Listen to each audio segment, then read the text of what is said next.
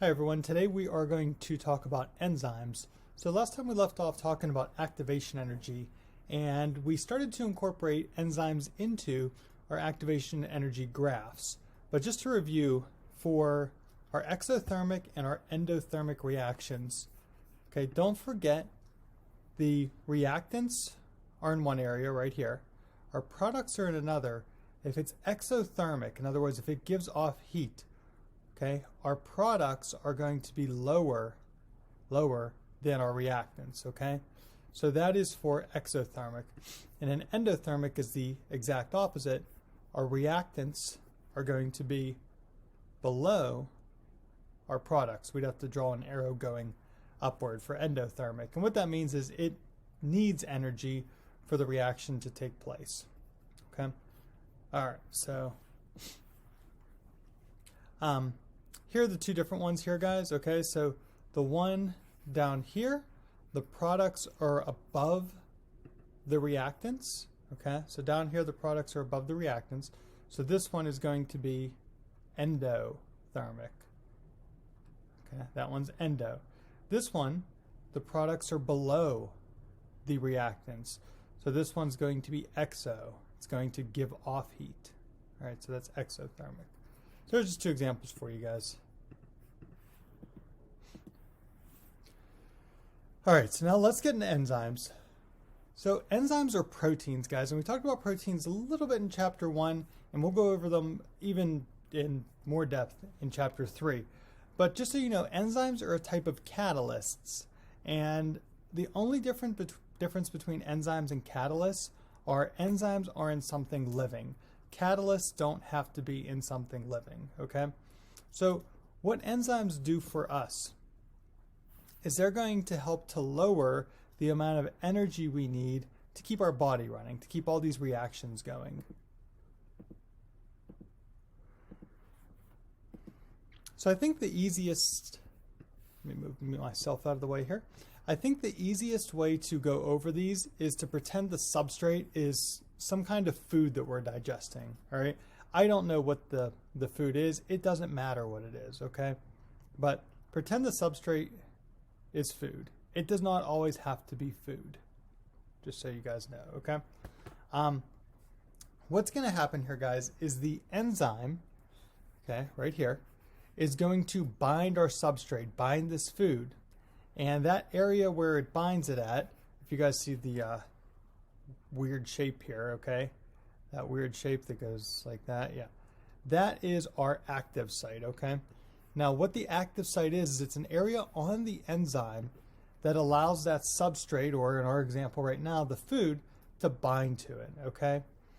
Now, with the enzyme, guys, there's some examples down here, all right?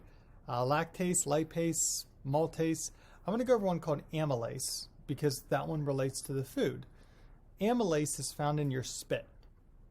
And it's an enzyme in your spit that when it touches the food that you eat, it starts to digest that food. It starts to break it down. So what happens here, guys, and I got a better animation on the one of the following slides, is that food, if it's this color pink here, whenever it binds to this enzyme amylase, might get broken into two parts. In other words, just like your food, you know, your teeth help with breaking things down, but the amylase helps with further breaking it down, okay?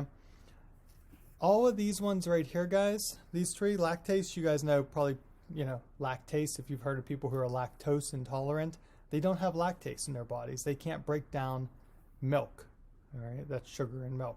But they all end in ASE, all right? And then enzymes, guys, we can reuse them as many times as we want. We can keep reusing them over and over and over again. So really, guys, the substrate is not part of the enzyme. It attaches to the enzyme, just so you guys know. Enzymes are proteins, so proteins are part of an enzyme, all right? Obviously, the enzyme is part of an enzyme, right? And then the active site is another part of an enzyme, but the substrate really isn't part of the enzyme. It just binds to our enzyme. Okay, so what the enzymes do, guys, is I talked to you about them making it so we don't need as much energy to power our bodies. What they do is they lower our activation energy needed for a reaction to occur. And they're very, very, very specific. So if we were to look here, you guys can see whatever that is, whatever that molecule is, okay, it got bound to the active site of the enzyme. So that was sucrose, sugar. Okay, you guys can see it gets bound to our enzyme, and then it breaks apart. Okay, so that's how the enzyme works on our substrate. It takes it, the substrate's one big part, and some reaction occurs where now our substrate is able to break into a smaller piece. But the sucrose, guys, must fit perfectly into the enzyme. And you guys can see there, it's like a lock and a key, all right? If we're talking about the classroom and you try to use, like, I don't know, a car key to open up the classroom door, it's not going to work. You need a specific key for that door. Enzymes are the same way, okay? It's almost like this, guys. If you ever seen that toy when you were a kid of the building blocks and stuff like that, and you tried to, like, pound them into the guy, you know, so if you, like, brought the block over, because we're all going to try to put the square block in the triangle, right? When you're a kid, you're like, I can do it. I know I can do it. I got this. Oh, I don't think I'm going to do it, right? So, sorry. But that's kind of how enzymes are, guys. If the block does not fit, the enzyme isn't going to be able to do anything. So the other thing, guys, is if you remember when we talked about homeostasis, we talked about trying to keep your body the same. And the two examples we went over, guys, are like acid-base levels, right? We call pH. And then we talked about temperature. Well, whenever your body is sick, not working properly, whatever, you feel really worn down, okay? You feel like you have no energy. Well, what did we say enzymes do? Enzymes save a lot of our energy. They pretty much say that, hey, you're not going to need as much energy to fuel your body. Well, here's what happens, guys. When you're sick and your temperature in your body is out of whack, the enzymes don't work. So to do your normal body processes, it takes a whole lot more energy because we don't have enzymes during that time that are usable. So that's why you feel very sluggish, very tired whenever you're sick, because your enzymes aren't working properly and your body needs a lot more energy to keep itself running. If you guys look here, and this is like a weird animation, but here's the enzyme, okay? This would be the active site right here, where whatever this substrate is, so our substrate is this pink guy here, okay? This substrate is going to try to bind to our enzyme. Okay? So again, that's our substrate. All right, this is our active site right here. And you guys can see it should be able to bind pretty easily. It's a perfect fit. This is a normal working enzyme over here. So this enzyme is normal. This is how we want our enzymes to look, okay? Once you feel sick, your temperature's out of whack, what changes is that active site. Look at the active site, okay? It's real nice here, our active site. Okay, our active site is very nice. The substrate can easily fit into it. But over here, there is no active site, okay? The active site is gone. So that means our substrate cannot bind to it. If our substrate can't bind to it, well, the reaction's going to not be able to, have all that energy saved by using the enzyme. So that is called denatured. So we talked about this already, guys. The active site on the enzyme changes, and that's pretty much it.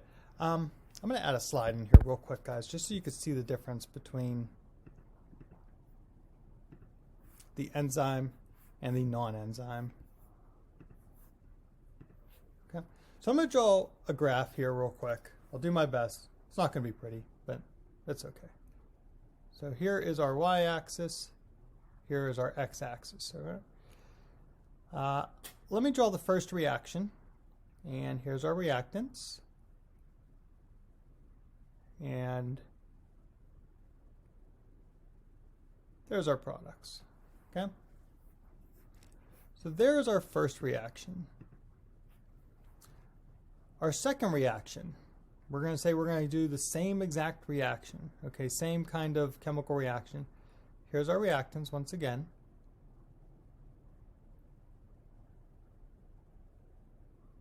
And here's our products. Okay, so we got the black line and the red line. And the red line. So let's talk about what goes on here, guys, with respect to activation energy. I will try to make this not too messy. Don't forget, the activation energy is our peak of our hill all the way down to where the hill begins, starting at the reactants, okay? So right here, guys, that is where our hill would begin, okay? The red one here is our activation energy, okay? I'm not going to worry about numbers here right now, guys. We can do numbers later if we want to. But if you look, the red one is much smaller of a hill. The activation energy is much smaller compared to the black one. So the red one is where we are going to have our enzyme present. All right. And then the black one, again, this is the same reaction. The black one has to go all the way up the hill in order for the reaction to occur. So in the black one, we have no enzyme, no energy is saved here. All right. And you guys can see the difference here. Let's say this is, I don't know. We'll just do a random number, 30. Okay. Say right here is 40. And we'll say up here is 50. If we wanted to talk about the activation energy of the black one, you would have to do 50 minus where our reactants start, 30, which we would get an activation energy of 20. If we wanted to do the red hill, activation energy of the red, well, the hill peaks at 40. We're still at that same 30 for where we start with the reactants. And we would have an activation energy of 10. So this is how much energy our body needs in order to fuel these reactions. If we have an enzyme present, it literally, in this example, 20 compared to 10, okay, it requires half of the amount of energy. So you have all this extra energy to do whatever you want with, okay? Go play sports, go do some dance, I don't know, okay? All right. So in a solution, guys, we're moving on to the next part here. In a solution, we're going to have two different parts. And I know you guys have heard these in the past. We're going to have a solute and a solvent. Water is going to be our universal solvent. A solvent is something that dissolves other things. And look at the two words, guys. Solvent, 1, 2, 3, 4, 5, 6, 7 letters. Solute is only 6 letters. The solvent is always going to be the bigger part of the two. All right, so the solvent is usually going to be our liquid, and our solute is usually going to be a powder or something else that we are dissolving in our liquid, usually water, okay? So think of this, like you're making iced tea, and you're doing the, like, you know, not the tea bag iced tea, you're doing the like powder iced tea. You're going to have water, and you're going to have this powdery iced tea mix, okay? Water is going to be your solvent, and then the iced tea mix, that powder, is going to be your solute. You're making salt water. All right, again, water is your solvent, the salt is your solute. Easy enough, right? All right, acids and bases. We're going to go over those real quick, okay? Acids have a greater hydrogen concentration in a solution, and bases have a greater hydroxide solution, or hydroxide concentration in solution. And I ain't showing you guys no pictures of acids, because you just think of like scary movies and stuff like that, and people getting their face melted off with acid. Usually it's not like that, guys, okay? Usually acids are not that strong. Vinegar's an acid, okay? You don't see that eating people alive or anything. Now it's in a low concentration, but still, you know. But anyway. So this is a base. Previous one was an acid. You guys can see there's an H in the front of it. Okay, anytime you see an H in front of something, that tells us an acid. Bases, they have an OH at the end. So there's your difference between those. pH scale, guys, and then we are done for the day. For the pH scale, it goes from 0 to 14. Acids are from 0 to like 6.9. Bases are from 7.1 to 14. And 7 is neutral. 7 is water. So let me make a little pH scale for you guys here. All right. So our pH scale. I'm going to start with 0 on this side. We'll go all the way to this side, which is 14. And somewhere in the middle, we have 7. All right. 7, let's just talk about 7 here. 7 is neutral. It's not acidic. It's not basic. It is pH balanced. All right. On this side, guys, over here, from 0 to 7, these are going to be your acids. On this side, it's going to be your bases. Okay. Now, I know I told you on the previous slide, guys, most acids aren't going to hurt you. I'm just going to show you where the ones would be that could possibly hurt you. All right, so let me draw a few more lines in here. So we have 1, we have 2, and 3, 4, 5, 6. I'm not worried about the rest of them. Over here,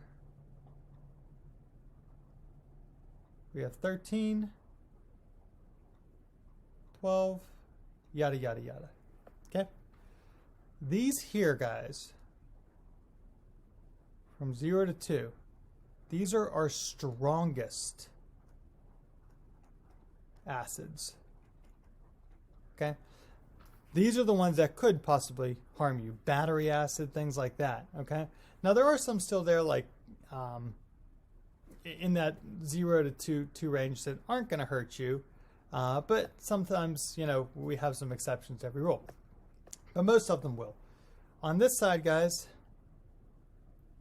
these are going to be our strongest bases. Okay. So the moral of the story, guys, is the further away we get from 7, the stronger our acids or the stronger our bases get. Okay? And again, acids are from 0 to 7. Bases are from 7 to 14. So there's your pH scale, guys. Here's a different one. This is one that your book made. And you guys can see battery acids is 0. Stomach acid, that's the stuff in your stomach that breaks down your food a little bit more. If you were to like burp up a lot, that's kind of gross, but burp up a lot of stomach acid, you can actually, you know, have holes in your esophagus. It could eat away at the skin of your esophagus, which isn't good. On the other side, guys, we got bleach at 13. Told you the strong bases are really bad too. You do not want to drink bleach. You will die. Drain cleaner. Okay, same thing. You will die if you drink that. All right. Okay, and next time, guys, we will start on water. Have a good rest of your day.